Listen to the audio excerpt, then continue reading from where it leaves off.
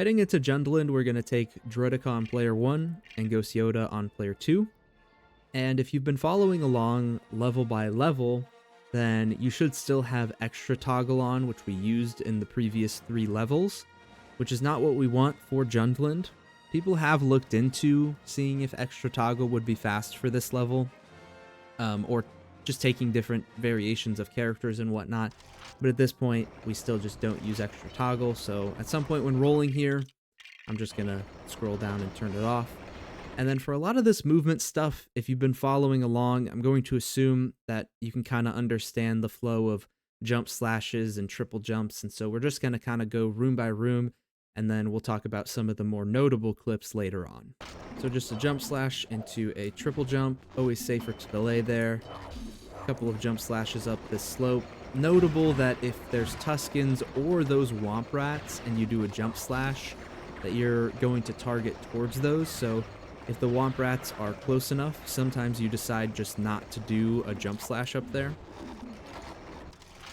And then we're going to enter this room as Droideka, because if you are jump slashing as Yoda, you end up going further down, which is not ideal for the positioning that we want. So we're just going to enter as Droideka to keep moving forward. Then we can just double jump to make it up to this platform. And then some Yoda slashes. You have a couple of options here. You can triple jump just directly into the Sandcrawler transition. You can also triple jump on the outside, but it's a little bit funkier to hit that, so I don't usually end up doing that just to play it safe. It's just a lot more consistent to just do the triple jump. And then we'll roll along with Droideka, and here's where we get to the first noticeable clip in this level. We're gonna just double jump up top of this side here with the blue stud in it. And what we're going to do is I'm going to do a slash and then swap to Droideka, but in doing so, it's actually going to switch me all the way to R2-D2. The way that that works is that if you're in a confined space and you try to swap characters, it doesn't want you to swap to Droideka because Droideka's hitbox is way too big to fit in that space. So then it skips to Han. But in this case, that's also too large, skips to 3PO. And then it ends up going all the way to R2-D2. A good example is literally right here. If I'm just swapping left and right, it's skipping 4 characters to get to R2-D2. So we're going to use that to our advantage by slashing and then swapping characters, but then obviously we don't want to be R2-D2 going out of bounds, so we're going to swap back to our blaster character that will be to the right. And if we just swap 2 to the right, we end up as Han Solo, but we're out of bounds underneath the floor. And then by just running into this elevator and jumping up, we head into the next room. And then here, pretty easy double jump slam clip.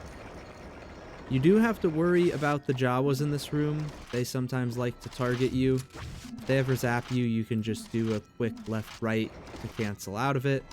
And it also, doing a left-right cancels their aggro. So if they're ever coming towards you, you can always just do that. Or you can just kill them. Either way works just fine. But we're going to come up and use this panel, and then animation cancel either side of the door, and be slashing into the transition. And we'll just take a pretty optimal line here. When you do this triple jump, you want to start very far away, and you also want to delay it a lot. This collision here is not as lenient as it might look. As you can see, I just died there, and it doesn't look like I'm touching the quicksand whatsoever. The other option is, of course, to do a line that's more akin to what you would do in any percent. You can make a triple jump that gets up top here if you really want to. So there are options, but this line is worse than the one on the left. So you just kind of have to pick and choose what you want to do. And then here again, you have options. So depending on which characters you get, you could jump slash up to this platform. And if you really want to risk it, you can make a very delayed triple jump.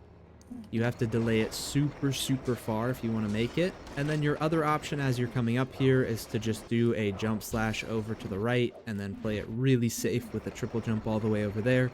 Just a slightly less optimal line.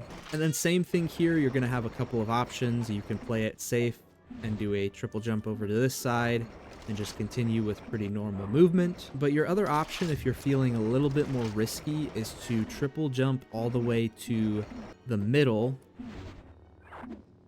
and then another super delayed triple jump to make it across. And as you can see there, I was on the lip and it really didn't look like I was going to make it. And then as we enter the final room here, we want to be taking player 1 as Droideka through the ending and keeping Ghost Yoda as player 2. So we're going to call in our second player to build. And then we're going to jump onto the speeder with player 1 and swap back to Droideka and make our way over to the end of the level. And this door clip is not only the same as it is in any of the story categories, but it's also a lot easier because Droideka's hitbox is really big, so it's easier to push him through the door with the speeder. And that's it for Jundland. Pretty straightforward. Couple of clips that are a little abnormal compared to the rest of the run, but other than that, it's mostly just optimizing movement. And then for Cantina movement into Secret Plans, we're just going to drop out our player 2 and take our player 1 into the level. It's notable that typically when you're entering a level, you would want to be doing like a jump slash just for a little bit of movement speed. But in this case, if you actually try to jump, oh, I actually got it there. But usually when you try to jump into the Secret Plans door, you end up targeting this lamp on the right. So I could be holding forward. I guess I was far enough. So just if you try to do it a little bit too early, then you're going to end up targeting the lamp on the right. But otherwise, you can make your way into Secret Plans, and then you just need to manage your character to make player 1 Droideka.